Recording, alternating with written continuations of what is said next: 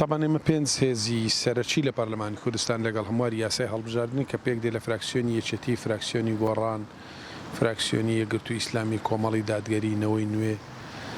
و پەرلەمانتارە سەربەخۆکان ئێمە پێمان وایە کە ئەم یاسایەکە پڕە لە کەم و کوڕی و کات و زەمەنی خۆی بەسەر چووە و سیستەمی یەکبازنەیش بابەتێکە کە لە زۆرینەی وڵاتان کاری پێ ناکرێت بۆیە بۆ دەستەبەرکردنی نوێنەرایەتیەکی ڕاستەقینەی جوگرافی و هاوسەنجی لە نێوان شار و شارۆچکەکان پێویستە ئەم یاسای هەموار بکرێتەوە و سیستەمی یەکبازنەی جگە لە ئیسرائیل لە وڵاتەکانی تر کاری پێ ناکرێت. لە ئێستادا ئێمە پێنج هێزی سەرەکی داوای هەمواری یاسای هەڵبژاردنەکەینەوە لە ماوەی 6-7 مانجە ڕابردوودا بەردەوام ئێمە گفتوگۆمان هەبووە لەگەڵ فراکسیۆنە جیاوازەکان لە ڕوانگەی ئەوەی کە ئەم یاسای ڕەهەندی نیشتیمانی هەیە پێویستە بە سازانی هێزەکان بێ بەڵام فراکسیۆنی پارتی ڕەتی کردوتەوە هەمواری یاسای هەڵبژاردن بکرێتەوە کۆمەڵێک پاساوی ناجۆر دێنێتەوە بۆ خۆت زیینەوە لە هەمواری یاسای هەڵبژاردن کە ئێمە پێمان وایە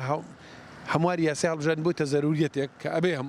هەرێمی کوردستان بە شێوازی فرەبازنەی بەشداری هەڵبژاردن بکە.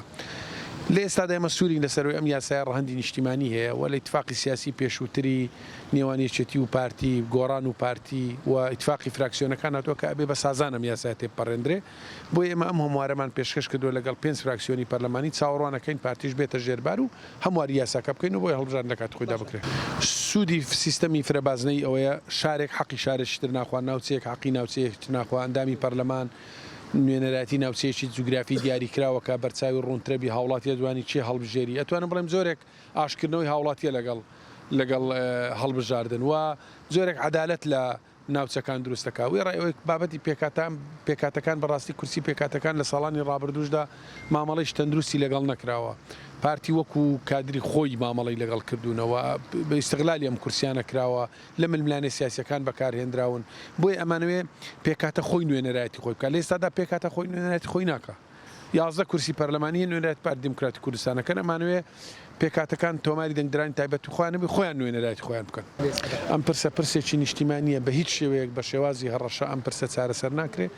و لە ڕووی پەیڕەوی ناوخۆی پەرلەمانیشەوە هیچ ڕێکارێک نییە جگە لەوەی کابێ سەرۆکی پەرلەمان بانگەشەی هەڵبژاردن بانگەشەی جەلسەی پەرلەمانی بکات و ئەگەر هەڕەشەکە ئامانجەکە لێسەرنەوەی متمانە بێ لە سەرۆکی پەرلەمان دەبێ بە پێی مادەی 15 پەیڕەوی ناوخۆی پەرلەمان دوو لە سەرسەی ئەندامان دەنگ بدەن واتە هەڕەشەکە بڕوانەکەم هیچ بنەمایەکی هەبی دوای هەڕەشەی چیەکەن هەڕەشەکەن فەرموو ئەمە مەیدان بابیکەن. ئێمە پرسێکە ئەم پرسێکی نیشتیمانیەوە بڕوای نەگۆڕمان هەیە کە بێ هەموو هێزە سیاسیەکان بێکەوە بسازێن پرسی هەڵبژاردن پرسێکە پەیوەندی بە تاک بە تاچی هاوڵاتیانی هەرێمی کوردستانەوە هەیە پەیوەندی بە حیزبێکی دیاریکراو نییە. دوو ئێمە بەڕاستی ئیرادەی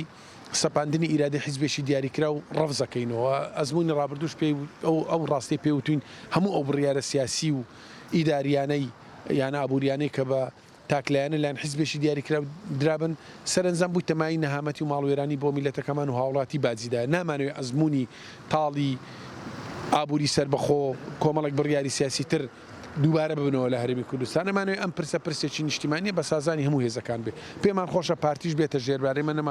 نەمانوتوە بەبێ پارتی هەمواری یاسای هەڵبژاردنەکە بەڵکو هەموو هێزەکان بێکەوە چونکە پرسێکی نیشتیمانی بە هەمومان بێکەوە ئومێدەوارین پارتی بێتە ژێربار واز لەو کە لە ڕقی خۆی بێنێ پارتی ڕێگرە پێکاتەکان داردەست کردینە ئالاتێک لە داردەستی خۆی بەکاریان دێنێ یازیان پێدا خۆت بینیتان لە کۆنگرە ڕۆژنامە نووسەکە بەنای پێکاتەکانیش قسەیان کرد بەڕاستی فراکسیۆنی پارتی هیچ ماهیەتێکی بۆ پێکاتەکان نێشتۆ کە ئێمە زۆر لەوە نیگەرانین لەوەی کە ئێمە حەق نادەین خۆشمان پێکاتە لە مەسلحەتی حیزبی خۆمان بەکاربین ئەمانوێ پێکاتەکان وەکو پێکاتێ ڕەسەنی ئەو کوردستانە خاوەنی پێگە و مەقامی خۆیان بن و داکۆچی لە مافە کللتوری ڕۆشنبیرەکانی خۆیان بکەن لە ناو پەرلەمانی کوردستان ئێمەش پشتیوانیان بین بەڵام گلەیمان لەوەیە کە پارتی ناکرێ ئەندا فشار لەسەر پێکاتەکان بکەن هەر جارێکە هەڵبژاردن هاتی نەکردنێ بێگومان ئەف ناکۆکیە پەیدا بووە هەر حیزبێک دێ بێژتن ئەس گەلدامە کاتێ خۆدا بێتن لێ بمەرجتوی نەب مەرجت هەواڵاتی کوردستانێ چونکی دەنگدەرێ هەڵبژاردنێ و ئێکلاکەرێ دەرئەنجامت هەڵبژاردنێ ئەف دەنگدەرێ هەنەیە بێک و نەفسیەت و بارەدوخێ کۆمەڵایەتی وی دەنگدەری بەرچافەر بگرێ تكرن هر حزبك يدفيتن وي بلان بينتن ياكوب شيتن برانيا كرسي كت برلماني وزورينا برلماني بلاسخوا بينتن برهندينو ك برلمان كردستان دابش بوي سر دو لاينا يعني دو سنگرك او ابد دقال هندي دانا كوب همان ياسا هل بجارتن يا صالح 1992 كو فراكسونا بارتيا دقال بيكاتا كان بنج فراكسون ديتر كوب امزا سيونه برلمانتار دقال سربخويا دقال هندي دانا كو هموارا فياسا بتكرنه بيشين ياسا كيجي بيشكيشي دسا سروكاتيا برلماني 27 سي تقديم كريا كو بيتفيا فرا بازني بيتا بيرا كرنه همان شوازه هل بجارتن دهيت انجمن نيران العراق دمين تلويري اف بابته هنن بابته هل بجارتني بي تي في سازانه كم كوري برخدينا خلا بنجا برلماني دي بهالاتي كردستان ديار بتن كانت چند كم كوري توي يا سيده هبو افريقيا حزبك بو زورينا بدنج دفركه دنگی دورکه نعدالت یا هیدا بشکنا کرسی دابون منا الزونا زر دنگ زور بینتن ده کرسی که دیتر الدورا